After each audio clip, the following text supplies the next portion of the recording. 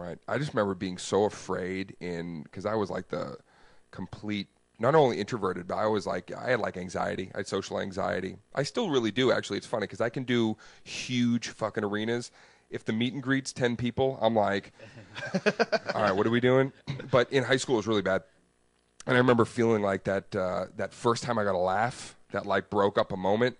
And it was like, oh, that's the fucking weapon right there. Totally. I want people to fear my comedy. What? What is that? My first one I did out of anger. I had this really shitty math teacher who was always mean. And she would just, she would just treat you like you were really dumb if you didn't understand things.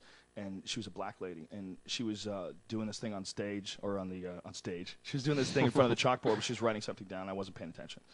And she goes, Mr. Rogan, would you like to come up here and do both of these questions for the class? And I said, would you like me to do both of those questions? And everybody went fucking crazy. Like, dudes could not help it. They just started laughing, and people slamming books down. And then she kicked me out. I got sent home for the day. But I remember thinking, like, at that moment, like, damn, I just got that bitch. Yeah. That's when the soundtrack starts, man. No, I know. After that, it was like I was a little hellion. Mean. She was being mean to me. It was like, and I shut her down in front of everybody. I was like, damn, that was my first heckle. I just remember skipping school one day, and I was at Brigham's. Remember Brigham's? Sure. And I was just sitting there, and my Mr. Hall, the guy who was like the house dean, came up, and all of a sudden he just sat in front of me like I was busted.